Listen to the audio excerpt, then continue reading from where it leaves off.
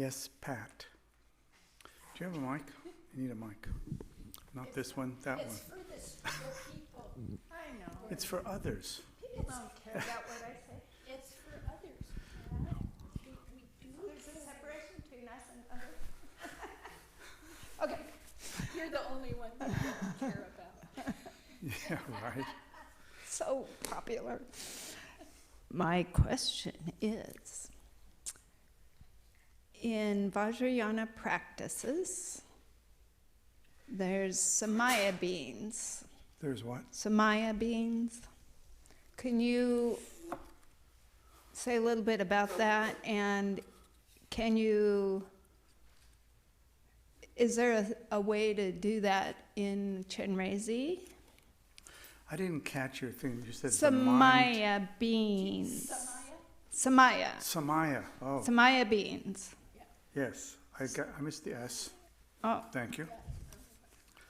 Samaya being.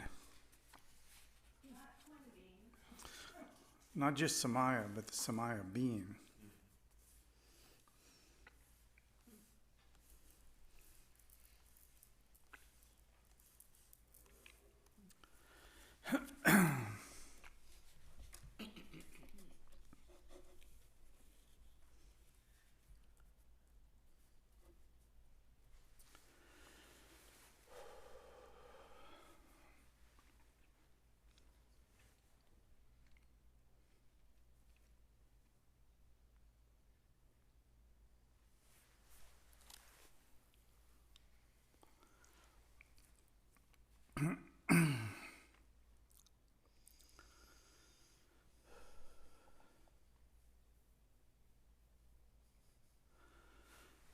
So, first of all, I think we need to just share our understanding of Samaya so that it can be elaborated into the other piece.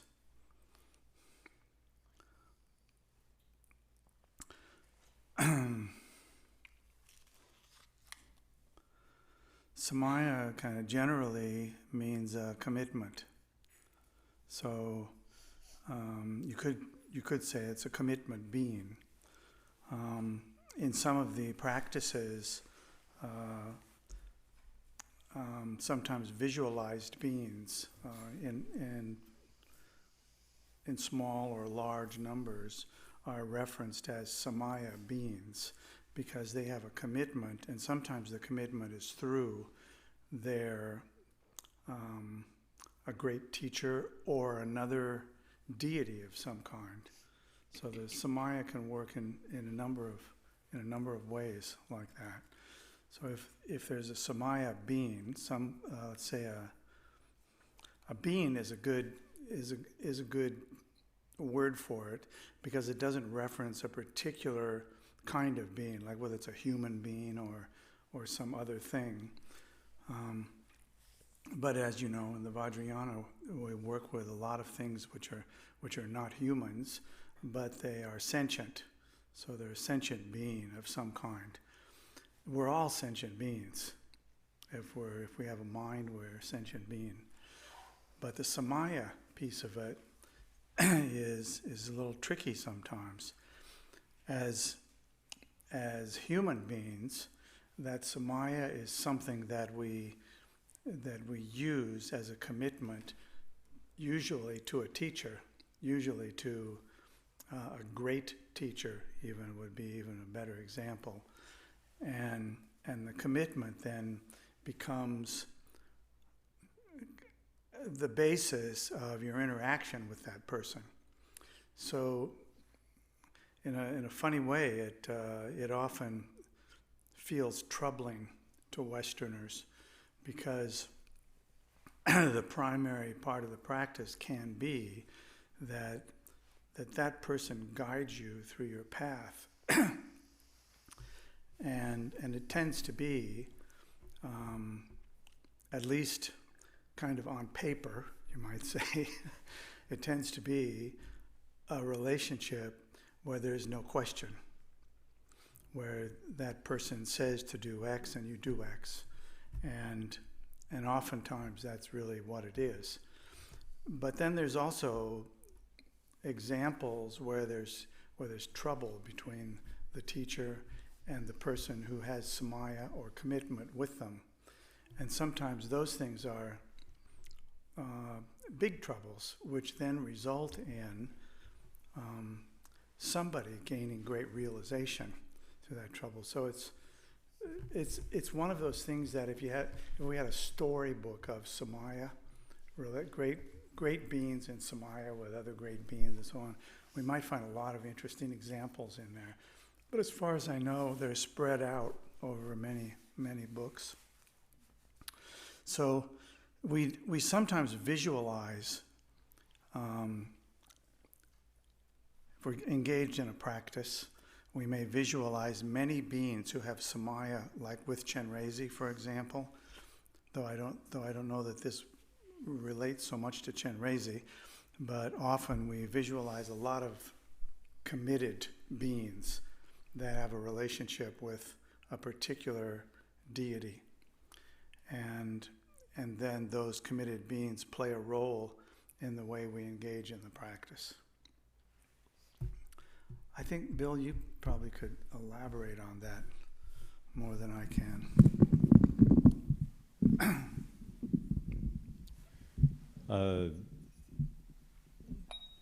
The Samaya being, or the Tibetan being Damtsikpa, usually there's usually spoken of the Samaya or the commitment being and the wisdom being. And just in terms of the form, to point where this is the question actually arises within the form of the practice, right after refuge and bodhicitta, then at the beginning of the visualization, there's the arisal of the seed syllable. So in that case, you could say that is the basis of the commitment being. There's a sort of there's an appearance there. Then there's the radiance offering compassion, loving kindness to all beings, but also requesting blessings from the Buddhas and Bodhisattvas. And as those blessings return, then there's the appearance of Chenrezig. That the return of the blessings is the point where there's in this practice, that's the closest to where there's a shift from the appearance that we brought into our minds based on our commitment to do the practice, and then the openness to the blessings that enter in with that, and then Chenrezig is there. In other practices, the full form of Chenrezig, for example, would be there, and then the wisdom being would come and be dissolved into that form. It's there in some practices which are very, very simple. It actually depends upon us actually seeing something about how appearances arise in the mind, and then we know that it's actually that way from the beginning. But the notion of invoking blessings and then like, oh yes, I'm reminded that this is the case. And as Michael was talking about several times this morning, this all depends upon us really seeing ourselves and recognizing, reminding ourselves over and over again that actually our true nature is enlightened, our true nature is the Buddha. Remember that again and again and again. So this is one spot in formal practice where this reminder is kind of arrives, in some cases even sort of bells and whistles and drums and whatnot. We invoke this to remind ourselves, make it really clear. So.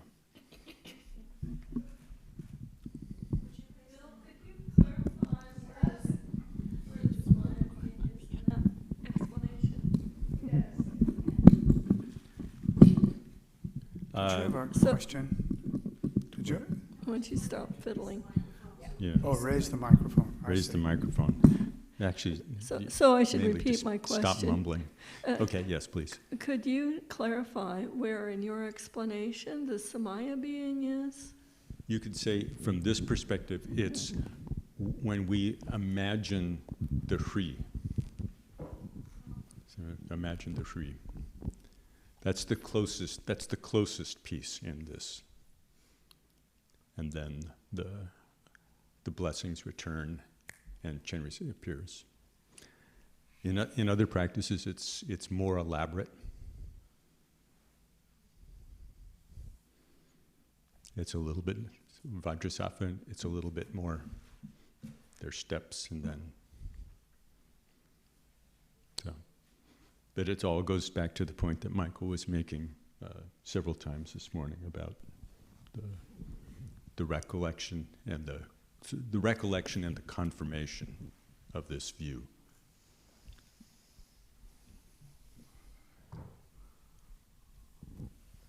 So I was wondering if you could say more about what are blessings? What are what? What are blessings? Like, I've actually been thinking about this for a while. Because it seems to be that blessings are a really critical thing to have if you're going to progress on the path. And I don't really understand what they are. Or how they work, or, I mean, and maybe, I don't know. I'm going to leave it at that. Yeah.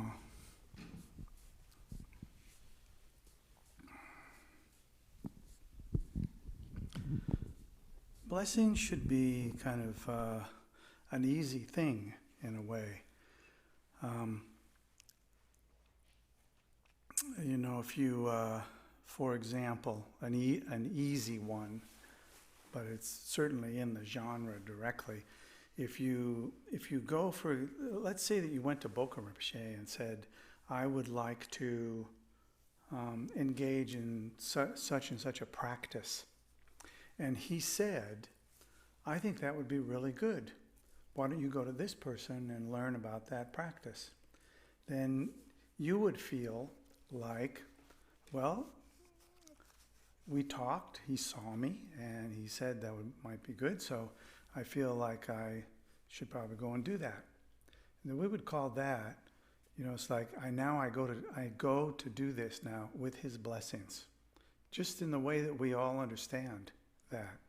Your grandfather could do that, right? It's like, I think it would be good if you went to school or some other thing, and you might say to somebody, I have my grandfather's blessings. So I think that's kind of the standard thing, and we might move from there by virtue of within the context of the Dharma. If you have a teacher that you have some samaya with, I want to just add this little piece to the samaya first. By the way, just your asking this question reminded me of it.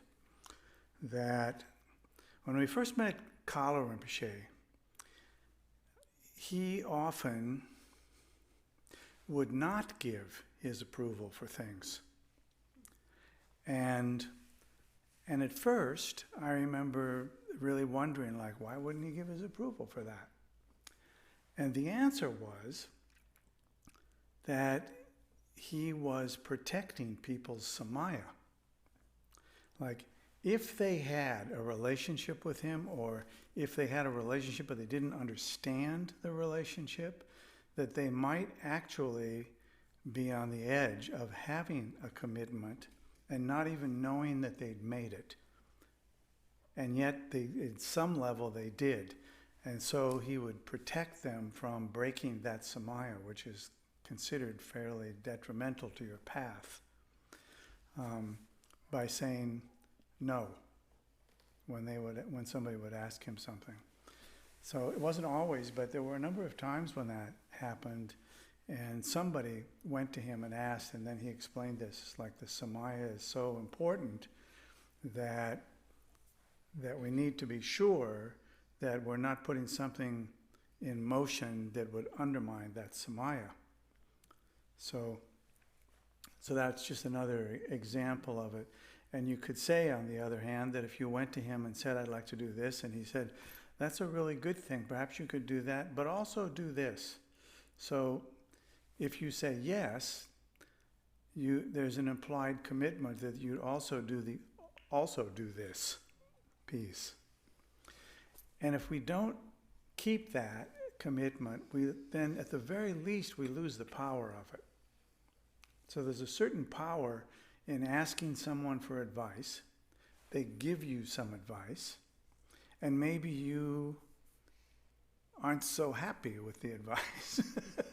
And it's not like really bad, but it also feels like it's not really the answer I wanted. And so then maybe you decide, I'm not going to do it. And then later, too late, you discover, now it's kind of hard to make that relationship. There's an implication that kind of you either know what you're doing or there's some karmic connection there. And if you ask for something, you don't get what you want, so you do something else. There's an implication that actually you're not particularly serious yet, anyway.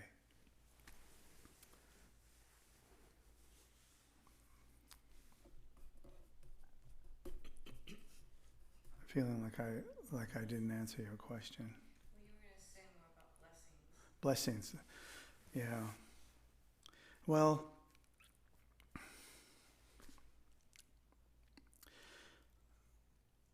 I think these things are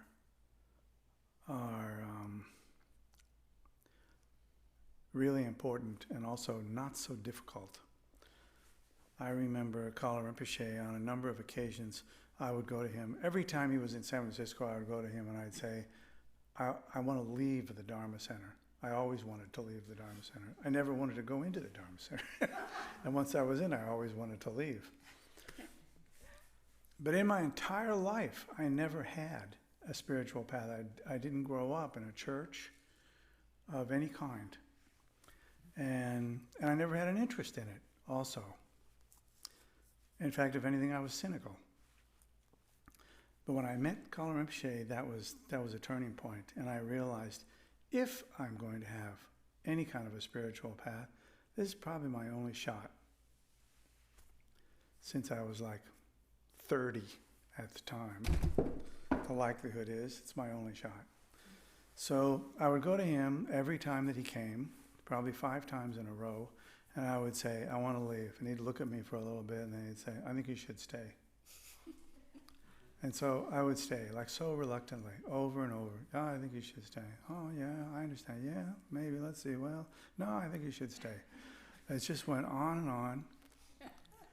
And I never really thought about it, but at some point I realized I have samaya with this person.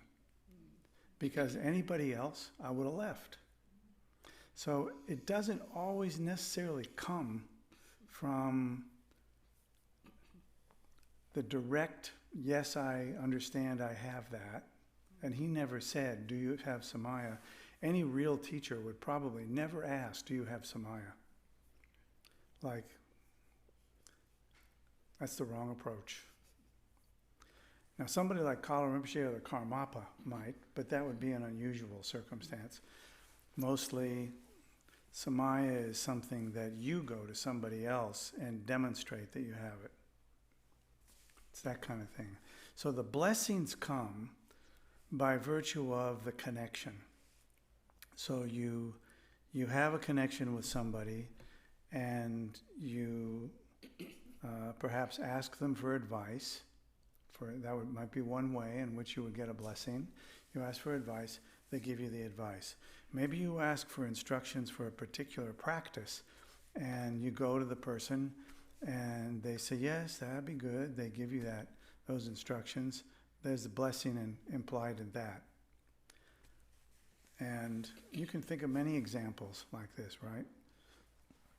I think those things are precious in the context of a spiritual path where we are meant to, not just in Buddhism, but it certainly is kind of a specialty of Buddhism, we want to transcend the causes of suffering and misery and the experience of those things. That is really a core element of our teachings. And so anyone who can come and give you some help in that direction could be a blessing. It doesn't necessarily have to come from some famous person or someone who's highly realized. It could be a blessing to receive a friendly piece of advice that you took and later found out that it was a good piece of advice, for example. Sorry, but one more, pushing this forward a little bit. So what about in like a Vajrayana practice, like Guru Yoga, where you're not face to face with a person? Like if you're asking for blessings that are visualized or through, like, how is that different? Can you give an example?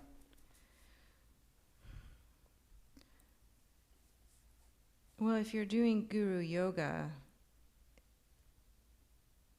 isn't that, I mean, you're doing that, and some of those practices, even Vajrasattva in a way, like you're visualizing that blessing. That's right. Right? Yeah. So that is coming from, I'm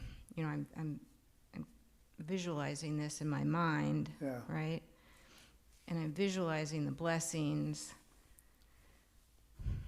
I mean, that feels really different to me than, say, a teacher giving me advice.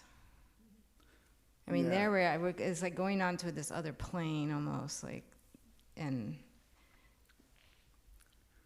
I think that can be true, but I also think that I would not write off the blessings that come by virtue of, rather than, since you're kind of downplaying the visualized guru, rather than use that example, I wouldn't downplay the advice that maybe you went to see somebody who you admire and appreciate as a teacher in your practice, and you had a conversation, and then later you have this sense that actually in that conversation there was a kind of connection that we would call a blessing.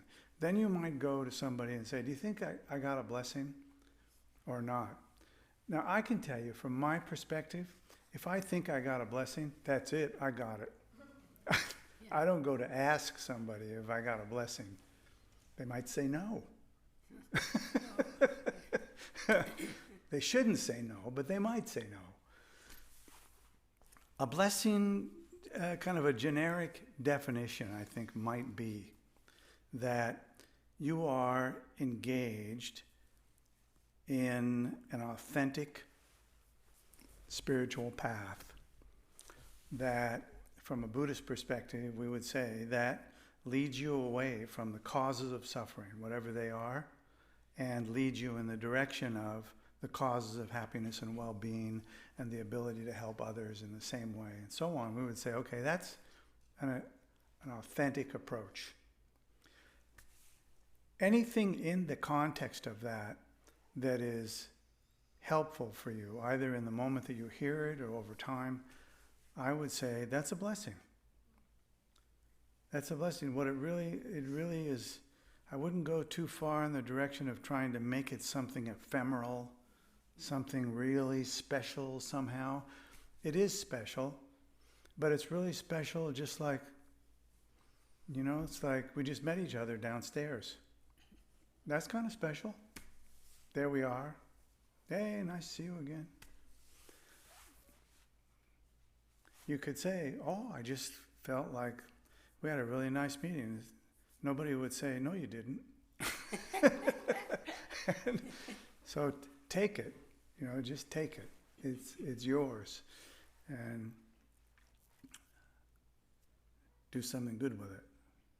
I think it's like that. It's not the same as Samaya. Samaya is kind of tricky. That's why Kala Rinpoche was careful about saying things to people that would cause them to have Samaya prematurely. before they were capable of knowing what it was and what it meant and how valuable it was and how much harm it could do if they didn't understand it. So as time went on more and more, you could see like how he kind of danced around that whole thing. Like we all went up to the Dalai Lama this is a great example. We all went up, KCC pretty much en masse, went up to see the Dalai Lama. Was it for refuge? Do you remember, Bill? Chenrezig. Who?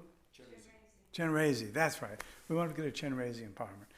He gives us the bare bones introduction empowerment. And then he says, the truth is, I don't know any of you. So you really need to get the rest of it from somebody else. And I remember thinking like, you're kidding. Yeah, really. And yet, that's what he was doing. He was honestly trying to protect people from making a mistake. And the mistake sounds kind of small on the surface, but it becomes a seed for more like, well, it's like I just ignored that advice and I'm not burning in hell, so it's okay to ignore more advice. And if you take the advice like that, the advice has very little authority in your own mind stream. So that's the problem.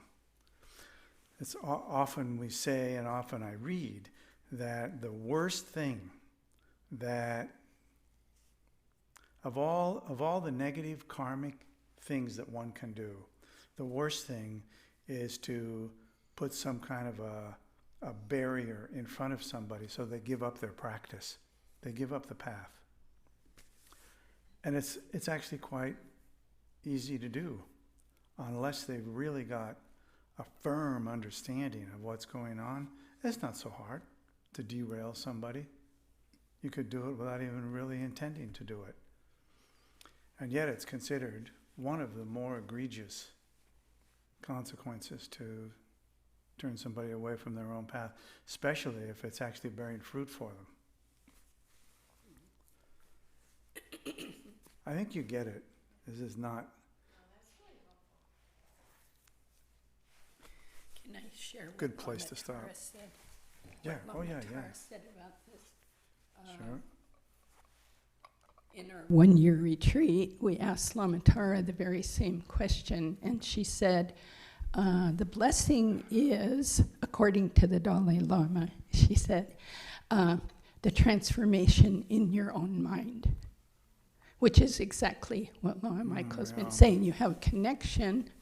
It can be maybe huge, like you're personally living with your teacher, or maybe small.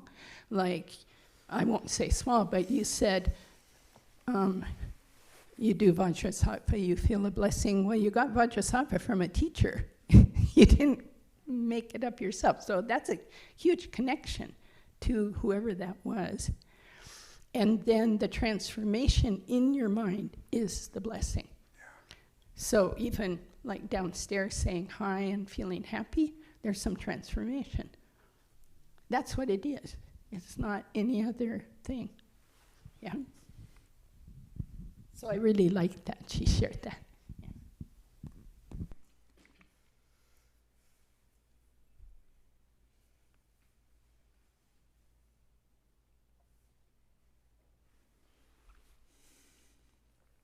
Sometimes we look for a thing where there's actually the thing is something happening. So it's not a thing. Mm.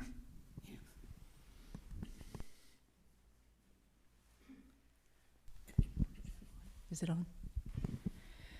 Well, I always have something silly that comes to mind. No, you were talking about the Dalai Lama and like what he said about not knowing all of you, but what if, like on my part, I feel very connected to him. He doesn't know me, but I keep him in my practice, and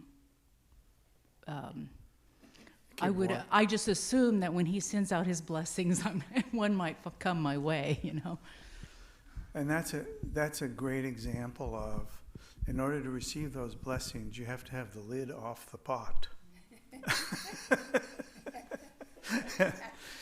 And that's an issue of being open to it. So it's easy to close the lid and not be open to it. And to get them is really just an issue of being open to it. And I think many of us, once we figure that out, it's pretty easy. Like if you go and visit the Dalai Lama, you probably take the lid off way before you get there. It's like you're looking forward to it.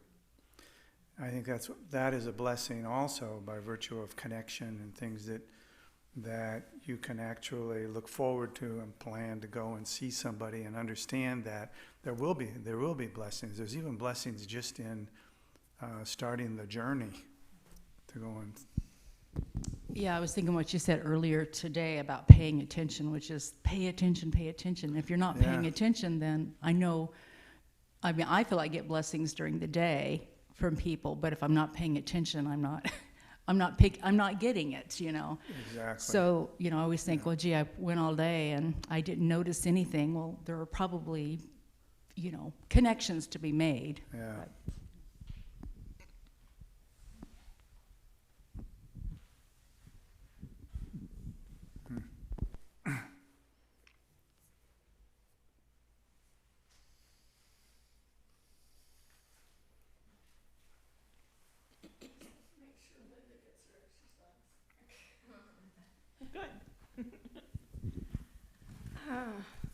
Well, there's something that's been on my mind. I don't know if this is an appropriate place to ask, but last week we got an email from Susan Reed forwarding a letter from the Karmapa. And I'm just curious what you might have to say with how to receive or think about those sentiments. He sounded quite discouraged, and Who did? the Karmapa, Organ Oh, he Trinley. sounded discouraged. I see. Yes, and the burden of people's expectations, and how much he really hadn't achieved that much. I didn't know how much of it to write off to the traditional cultural context, and how much of it, what it means. How could we look at that? And how should we think about it, or in terms of our prayers or our relationship? Well, I think I'm the wrong person to address that, because I have not yet read that. I have it at home, printed out, sitting there. It's been there for 2 or 3 days, whatever it is, and I just haven't gotten to it. I hear about it. I think it's a mistake. One thing is, it's a mistake to think that well-developed or even highly developed, even highly realized beings, that they would not have emotional content. I think it's a mistake to hold that view. My guess is that they're probably better at dealing with it,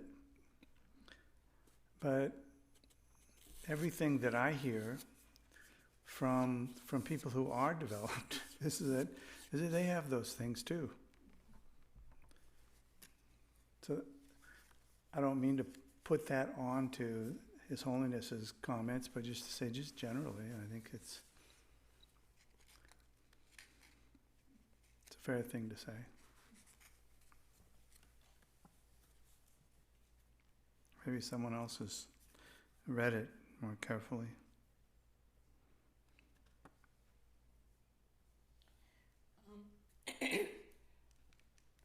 I read it. I don't know what to make of it either. And what I tell myself is it's kind of perilous for me to try to decide what that all means.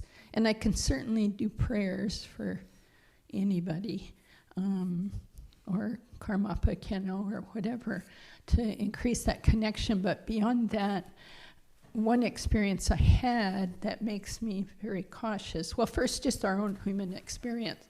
When someone comes up and, you say something to me, And we're both there, and I say, what did you think she meant? And then we ponder what she meant, which we're not probably going to get it. But there is some reason he's sharing that with so widely.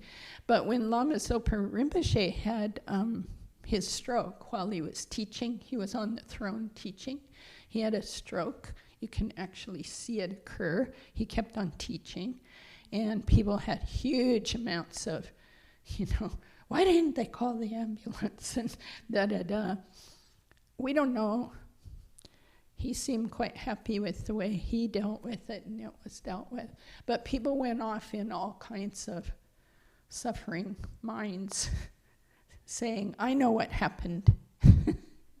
So that's just my piece is I wouldn't put anything onto it because I don't have any wisdom about it. I thought it was very interesting that he shared so widely and so openly as apparently on the human side. Yeah.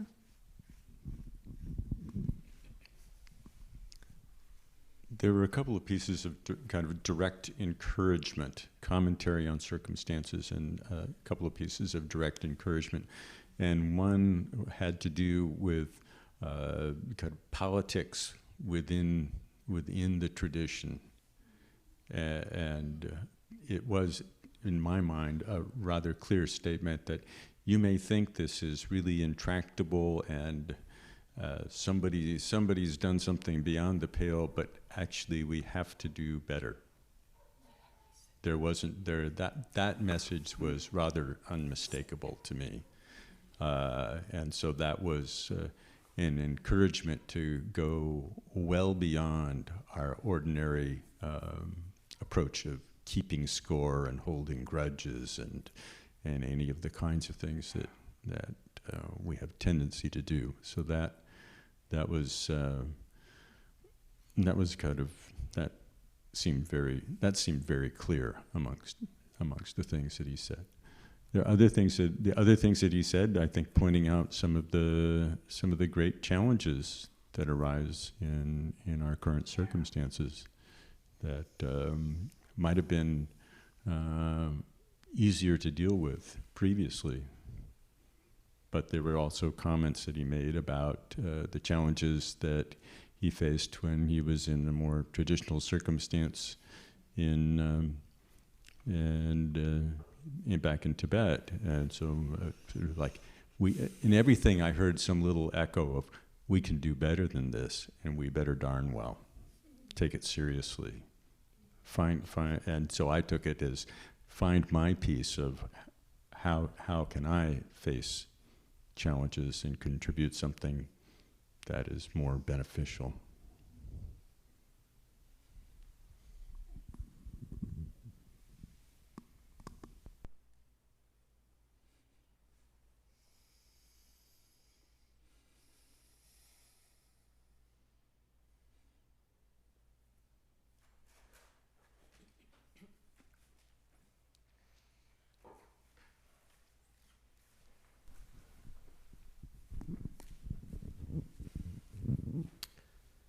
So you can tell me if this is the inappropriate forum for this question, or you can defer it to Bill, as you did with an earlier question, and he can tell me. We're in cahoots, You're in trouble here. Yeah. Yeah, why not start with Bill? Ask him. Then they both. Okay, so this is kind of advancing the question, one of the questions that was asked a little bit earlier about Samaya beings and then Yeshepas, wisdom beings. And, we're familiar with the variety of tantric practices, of yidam practices, where you go through the sadhana and you imagine the Samaya being, and then in the practice, the wisdom beings appear, and then the wisdom beings merge into the Samaya beings, because making it clear that the Samaya beings are truly the yidam, not just your imagination. So, in all kinds, in some teachings that I've heard from Khenpo Rinpoche and from Gyaltsen Rinpoche, they talk about stories of like so and so practiced Chenrezig for 10 years, and then they suddenly realized Chenrezig and they experienced the real Chenrezig. And then, you know, just on and on. This person practiced for 7 years before they realized it. When we read about the meaning of some of these things, and one of the most, I was going to say comprehensible, but it still sort of remains incomprehensible to me, but a very good explanation that Sarah Harding gives in the introduction to Creation and Completion, great text by Jamgon Khancho Lojataye, about practicing tantric practices. And she talks about the Yiram beings that are not just symbolic representations of some aspect of mind, but they are actual beings that exist in the Sambhogakaya and can only be seen by very highly realized individuals. So when one is practicing a tantric practice and imagines the Samaya beings and then invokes the wisdom beings that merge into it, when one is not highly realized, like me, and they are invoking the wisdom beings, those wisdom beings seem no different than the Samaya beings. That I'm not experiencing Chenrezig as a Sambhogakaya being. What is the difference?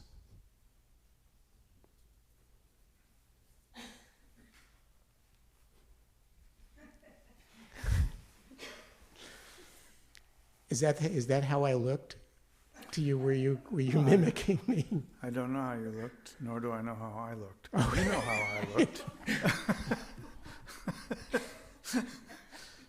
I mean, okay, I don't know the answer to that. I do know that if you do not hold the view of Vajra pride, those things are kind of like almost irrelevant. So it's, I think that's a big step. The Vajra pride piece is an enormous step for most of us. Like, I think I struggled with that for a very long time, and occasionally still struggle with it because it's not stable. And stability is a big deal. The commitments are a big deal. Minor infractions to the commitments, not such a big deal, but keeping things, not losing things, not losing commitments, and not losing the pure view of things is important. And for me, I think it's a lot easier for me to work with Vajra pride, which is not so difficult to manifest, difficult to maintain, difficult to hold it for an hour, a day. But when it is a little bit stable, it's clear what's going on. So the wisdom beings and Samaya beings and all this, I mean, I know the ritual of many of those things, but I have to say, I'm not there with it yet. Or maybe I'll never be there.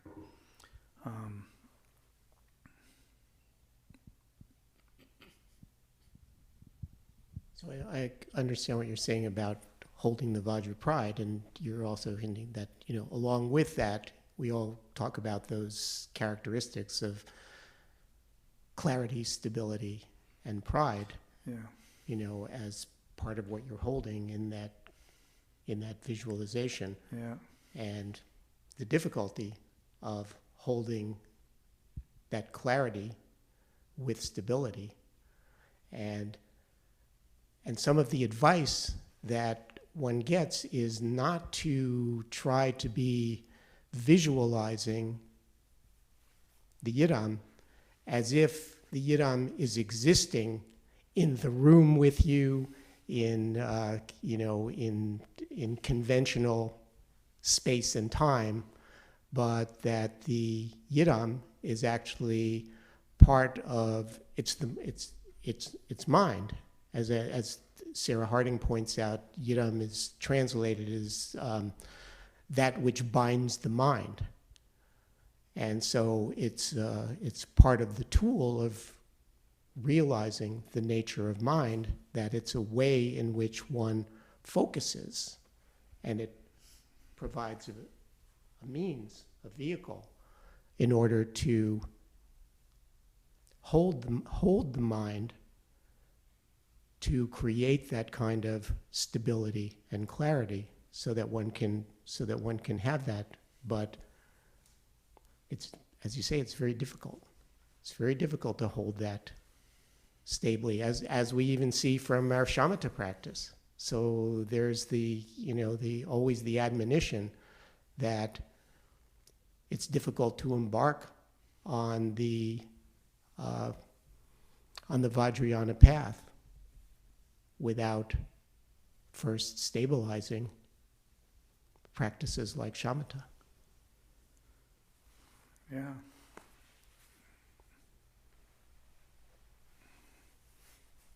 I will not disagree. I think I love the statements when I see them, not very often, but maybe 5 or 6 times, where there's a statement by someone who is very qualified, kind of universally acclaimed, where it said that the entire Dharma is contained in the smallest piece of Dharma. And I got too much clutter already. So looking for the smallest piece, which is, a small diamond as opposed to something else, is sometimes very appealing. And when you find something that's very small and you have an insight into it, that you can kind of see where the entire Dharma could be compacted into that little place, and that you could unpack it. That also is helpful, in contrast to looking for the one big or for the many medium-sized pieces that would act like a set of building blocks that would somehow build something. I often feel like we're on the wrong track here. When you spend sometimes for complicated visualizations a long time building and getting used to the visualization, enriching the visualization, trying to get it automatic and all. And when you're done and it's automatic, and your brain goes, now what? and you actually, there's no now what. It's like, now I don't know what to do. But you may have passed the sign on the road, that told you exactly what to do. So the farther down that road you went, the farther you are away from the sign that told you what to do. So I think those are the humorous elements of the Dharma, and they're the most disconcerting for the people who have practiced the most, and also disconcerting for the people who are not practicing very much, but have managed to accumulate a level of understanding of a broad range of things, but maybe not gone very deep. And so we keep feeling kind of like when we go out to Goldendale and it's a very dark, rainy night, and the next thing you know, we're in Yakima. We missed the turnoff 30 miles before, and we wonder whether we fell asleep on the road, and how did we get here?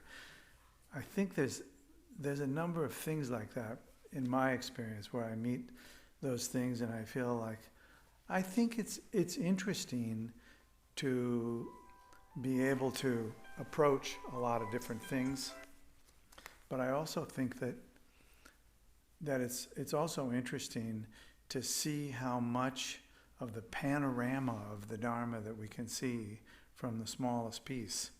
Like you mentioned, shamatha is a great example. There's a couple of teachings by Tengtong Gyalpo where he's talking about literally compressing the entire path into a single, very short statement of less than 5 or 6 words. And so he basically says, this is what I just did. And then, of course, for people like me, it's like I want to burrow into it and find, like, what did he say? But it's already gone by. And so you look and see what the detritus of the statement that kind of fell off, like, what did he mean by that? And that's from time to time in our lives. I think we have to do that in the Dharma, is think like, I need to simplify my life, is the Dharmic equivalent of, I need to simplify my spiritual path. And sometimes it's just great to simplify it, and then in the midst of engaging in the grossly simplified thing, we discover that actually it feels like it's more profound than the elaborated one, which maybe is true and maybe not true, but it has that feeling to it. And it's helpful. I think you're with that a little bit. And then later on, you feel like, I need some more. And so then we end up going back to the pendulum kind of swings back and forth. That's my experience anyway. And at this moment in time, the simple has really got me. I'm really finding it to be wonderful and helpful in a lot of different ways. And I don't believe that it will stay that way. But now that it's here, I invite it in for tea every afternoon. So, and I'm not eschewing the more involved practices at all. I think that they're all like amazing. I mean, I often feel like a poor person who stumbled into a rich place and nobody knew that you were there. And so you kind of have access to everything. And everything sometimes is fantastic, and other times you just don't know what to do with it. And that's where I am now. Just honestly. It's a good time to die. Or not. Well, if it is the time to die, I'm having the sense that it's better to die with the simple than the complex. Easier.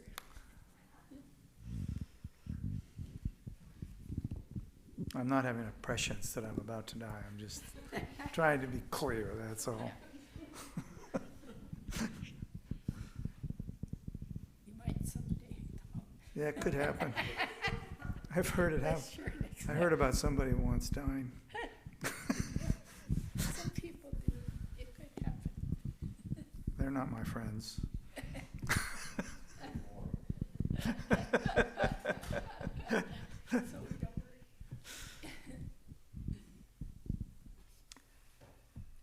So, Lama Michael, the carrying practice, right, which is page 33. Page 33. Right. So, Okay. That's not a page. Yeah, amazing. Nobody does that. Look at page 33. Okay? I'm there. so the carrying practice has a few components to it, right? I mean, one is, you know, so the apparitional bodies of myself and others are the body of the Noble One. I don't know what to take of that, right? Of which? Of that first sentence. The apparitional bodies of myself and others are the body of the Noble One. Okay. Now, when I look at that, and then I look at the last sentence, may I quickly accomplish the state of powerful Chenrezig? So between the two of them, Wait, say that again. Where is that? may I accomplish the state of powerful Chenrezig? Oh, yeah, thank you. Okay. And establish all beings without exception on that level. I mean, when I look at these two sentences, I'm neglecting two others, right? I'll come back to those two, but just look at this. My takeaway is, and the way that I've been working on it, or rather trying to, is carrying a sense of, warmth and loving kindness, right? In my daily engagement. Yeah, good. Is that, if that's all that I do, okay, or I can do, or I wish to do, is that good enough? Is that what these two sentences mean? Or is there something more to those two sentences? The first and the last. Yeah.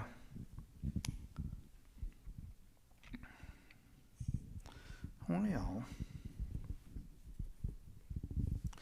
I'm not sure why you picked those two. Well, okay, so the reason is I will come back to sounds and I'll come back to thoughts and memory, but not right now. Okay. Okay, may forget. Memory is short. Yeah. The first three go together. Oh, I see. Body, speech, and mind. Okay, body, speech, and mind. I see. Exactly. Body, sound, Yeah. thought, memory, body, speech, mind.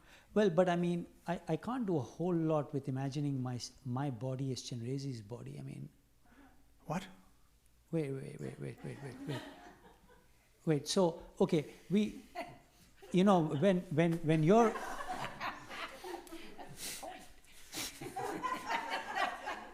Well, okay, no, wait. Can't. That's right. So, we sit in a formal session and you take us through exactly, you said this morning several times, what are you supposed to do sitting on the cushion is imagining yourself as Chenrezig, all of the forearms, everything there. I get that. And I'm doing that when I'm doing the practice. But now I'm talking about, I'm off the practice. I'm walking on the street. I'm at work. Okay. At least then, I'm not imagining myself. I mean, it's the mind that I carry, right? The state, right? Of course. Okay. Yep. Good? I'm good there? Well, I don't know about that, but yep. It's the mind that, the mind is what's having the experience. Yes. Your body has an experience, but actually without a mind, you wouldn't know that. Yes. So just to be clear, we're talking about the mind. Yes, that's right. Because, see, there are, one sense is, okay, just like loving kindness, right? And trying to bring Yes. that, manifest that, Yeah. right? Which is not always easy for me. But it's a good thing that I'm reminded of What's Chenrezig. not easy? Can you say? We can let that go, that's okay. Oh, okay. Next. But sounds, thoughts, and memory. So sounds are the melody of the 6 syllables. Now, what do I do with that? I mean, I actually don't work a whole lot on that. You mean, I can work more with the thought and memories than I can with the sounds. For some reason, I don't know, maybe it's my makeup, right? But I mean, when I read sounds, and when I read that sentence, sounds are the melody of the 6 syllables, the closest I can get to that is, I think in one of the sermons when the Buddha says, in the herd, let it be just the herd. Okay? In the scene, let it be just the scene. yeah. Right? So the herd is the sound, let it be just the sound. An echo. Is that the sense of that sentence? Because I mean, if you speak to me, I mean, I'm not hearing 6 syllables. So I mean, I don't want to go there. I mean, this is a serious question, Yeah, I get it. right? Yeah. I mean, if you shout at me Yeah. and you scream at me, right? I mean, I'm supposed to hear that as an echo. That is what that sentence means. Yes, do you agree or not? I don't. I'm giving you more credit than that. More credit. Wow. Yeah. I get an 8 Free. today. it's, I mean, what would be the benefit if I screamed at you and you heard an echo? I think there's a little more there than that. That is to say, you could actually communicate by screaming loud enough in the right place. Many people would hear the echo as a direct communication. So I think we're going a little bit too far with the analogy of the echo and the sound and all. Okay. So then what's your take just on that sentence? Which one? Sounds are the melody of the 6 syllables. Okay. It's the sound is the melody of the 6 syllables, which is to say, when we hear sound, if we've trained ourselves in a certain way, we hear sound as the 6 syllables, which is not to say that when your friend says, "Hey, Suvanch, will you come here?" that you hear, "Omani pe mi hum." That would be ridiculous, right? And yet you could read that in that way. So just trying to be careful with that. I think the first thing we need to ask is, what do the 6 syllables sound like? Like, what are they? Well, you might say, the first time I heard that question was, well, it sounds like anything else that makes sound. I can say, "Omani pe mi hum," or "let's go to work." And they both sound like sound. They don't, like, what's the difference between the two? So there's a question there. What does it mean to hear all sound as the 6 syllables? In order for that to really work, we have to know what we mean by the 6 syllables. Right? Critical. Yes. You don't want to hear an echo. You want to know what the 6 syllables mean. Okay. Yes. Really, what are we doing when we recite that? I mean, we can recite it in such a way that it's melodic and it's nice to say, and we decide to do 1,000 recitations instead of 1 because it sounds so good. But that's not the point also. So the question, what are those 6 syllables? What do they do? What are they for? What is the meaning of those 6 syllables? Why do we say them at all? And I think in that question is what you're looking for. So to me at least, the answer would be that they are a reminder of Chenrezig. Okay. Okay. You have anything else to say about that? Well, I mean, the other thing is that when you recite the mantra, it is sound arising and passing, arising and passing. That's the second thing. I missed the words there. Arising and passing. Arising and passing, okay. Yeah. Arising and passing, sure. Now, what we're going to find is that we can make this connection with each of the 3 things here. The apparitional body, sounds of the melody of the 6 syllables, thought and memory are waves of great intrinsic awareness. I mean, you could put an equal sign between those 3 sentences. It might not make sense, but it's kind of where you're going with it, that you need to go to. So if you understand the meaning of the 6 syllables, and there's like half a dozen different meanings of the 6 syllables, let's say. So one of them is what? Let's pick one. Let's find one. What is the meaning of the 6 syllables? The meaning is, arising out of dirt. Something good that comes out of, lotus arising out of a dirty pond. That's good. Yeah. That's good. So we know the lotus is a great symbol because it rises out of mud and it remains pure. It rises above the mud and it's still white. It's all the same kind of thing. So if I say something derogatory about someone,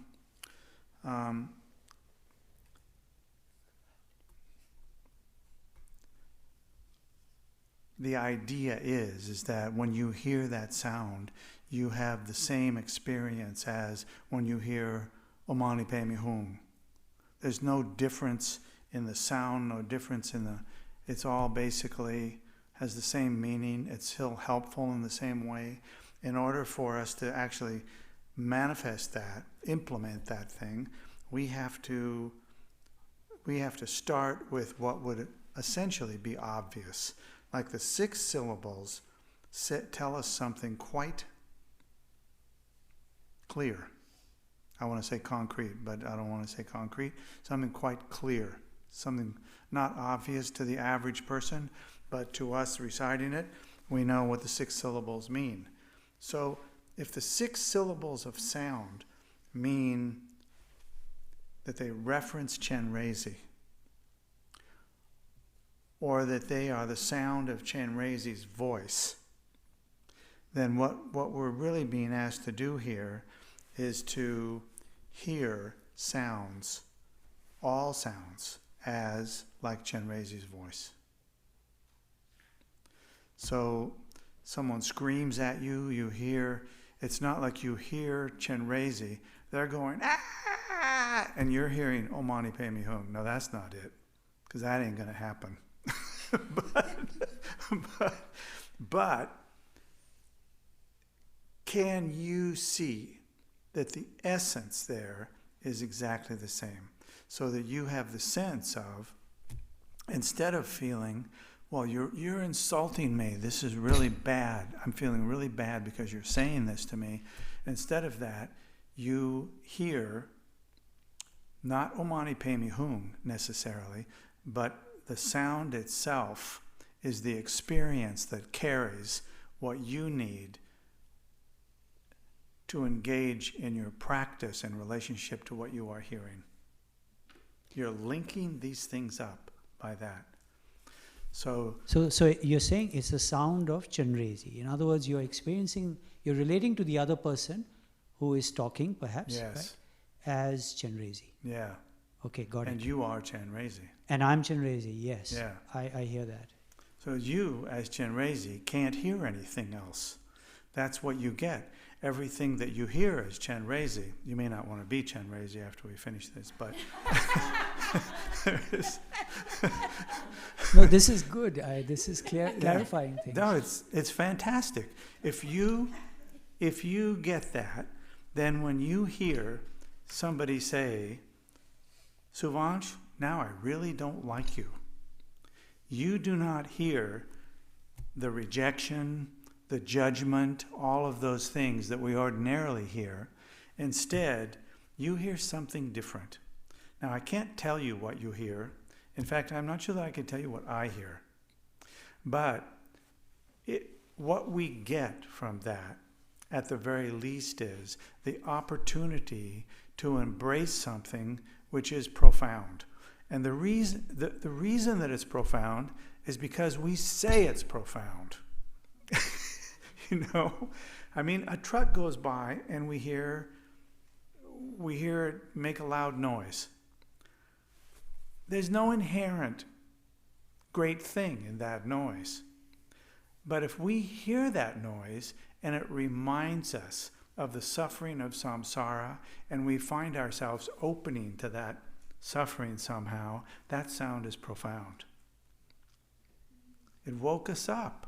It doesn't mean that somebody meant to do it, but it woke us up. And it woke us up because we took the lid off the pot. And so, as we were saying earlier, the blessings, the understanding, the insight just flew in. It will fall in. in a certain way, it really doesn't matter, because what we're saying, like it says, the apparitional bodies of myself and others of the body of the Noble One. When you see somebody walking down the street, you don't see somebody with 4 arms and 2 legs and like. If you see that, pretty soon you'll be arrested and locked up.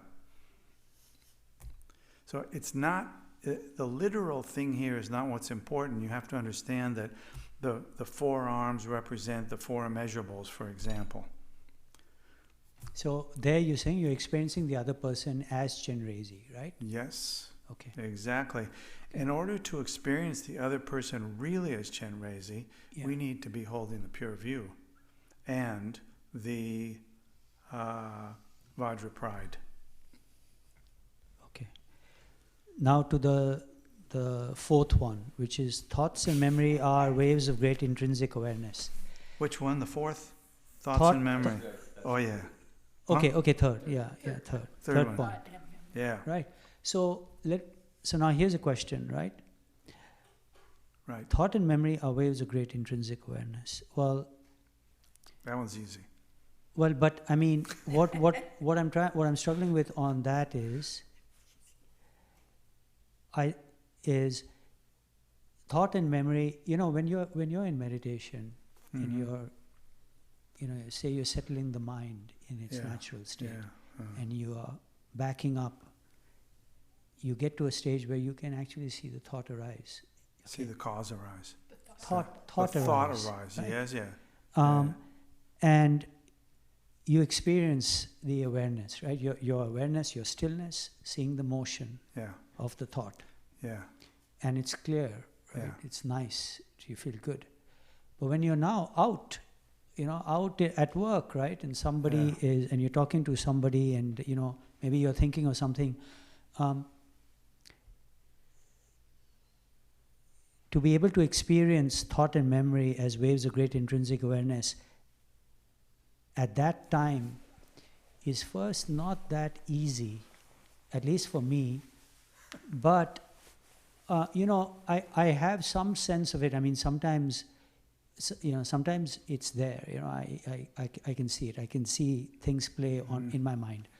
But my question specifically here is, how does this sentence remind me of Chenrezig? How does it kindle, Chenrezig? I mean, this one, I could take this sentence and I could put it in many other contexts, right?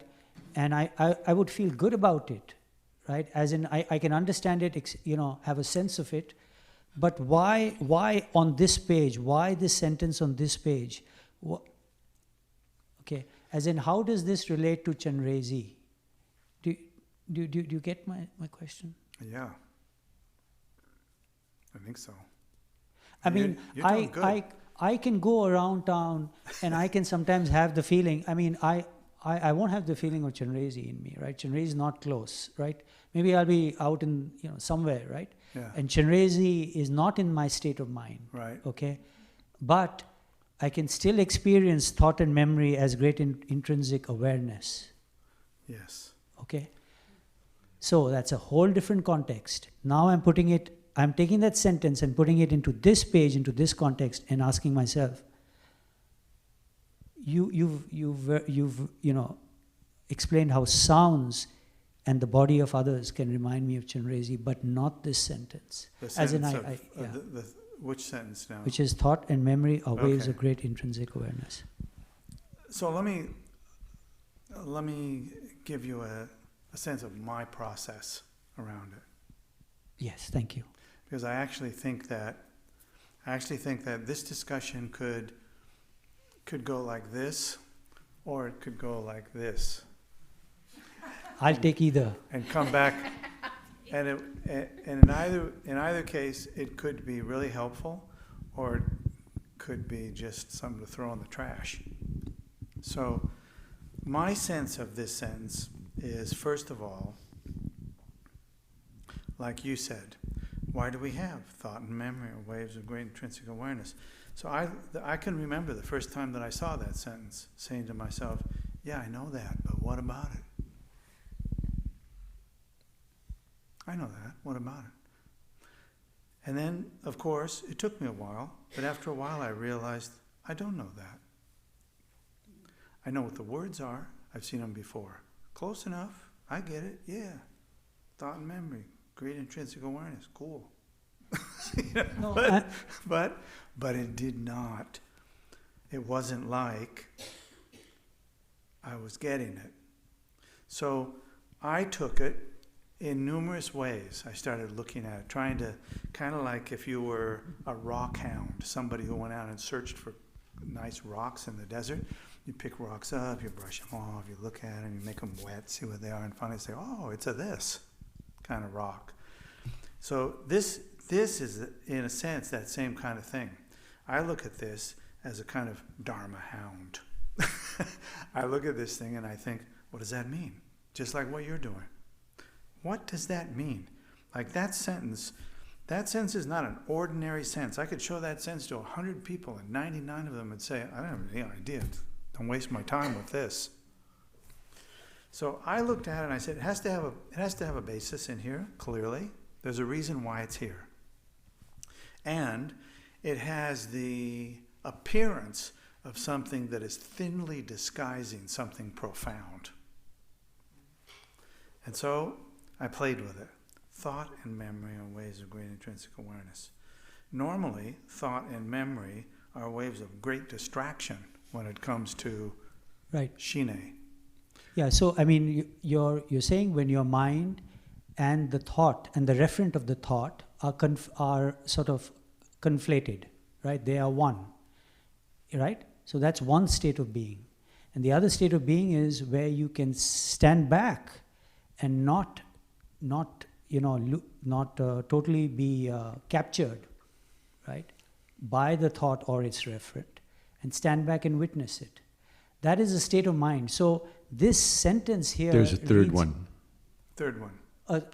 That's what you've said so far. This sentence then would read, thought and memory are seen by great intrinsic awareness, yes, as exactly opposed right. to they are.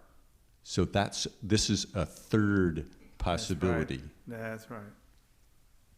Yes, are seen by. No. Okay, no. That's what you're saying. I'm saying they are waves of great intrinsic awareness. It's different than my awareness sees the thought.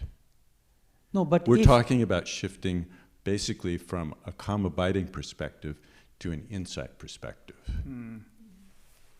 Well, okay, but On all three of but these. this is a well, okay. So this is a carrying practice. Okay, in a carrying practice,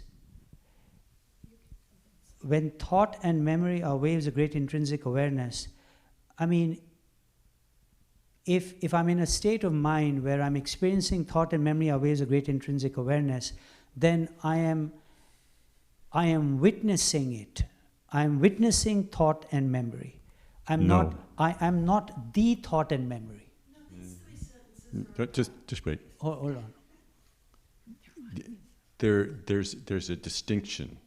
And when you say this is a carrying practice, we don't need to assume that we can immediately carry it in its most profound level. Okay, I see. So at the beginning, we could say, I will just try to remember that at heart, other beings are Chenrezig. Yes. I am Chenrezig. I'll just try to remember that. I'll try to remember the four immeasurables as well as I can. Okay, I get that. And then as we go deeper and deeper into it, both in the formal practice and in the echo in the carrying practice, the deeper we go into looking at the nature of what arises and being able to see the nature of what arises, then we shift from what actually you've been saying, is like great awareness sees thought and memory as I see you. Yes. To the we see, even the we see, the nature of intrinsic awareness is seen. The nature of thought and memory is seen.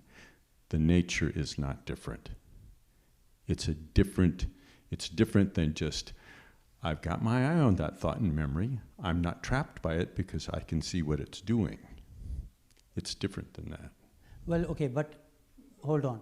Just to clarify, Yes, okay. let's back up for a minute. You're saying that that's where you want to get to. You want to get Yes. to Yes. the experience of thought and memory as great intrinsic awareness, Yes. which actually does happen when you're on the cushion, right? And you go into That's certain the meditations. laboratory. That's the Yes, laboratory. that's the laboratory. Yes. And now I'm walking around, Yes. and I'm hoping one Yeah. day to get to that state. Yes. Okay, I'm with Yeah, you. so Okay. we go into the laboratory, we do our experiments, and we can make the product. It's like product development. We can make the product work as long as we've got all the lab equipment there testing it.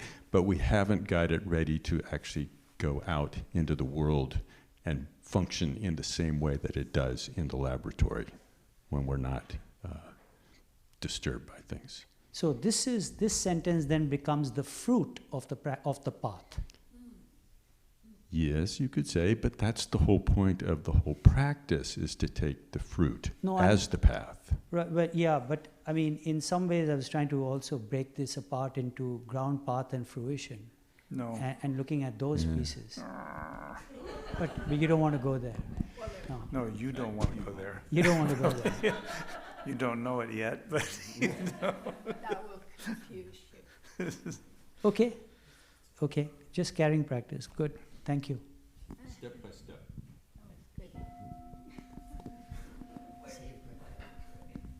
once again.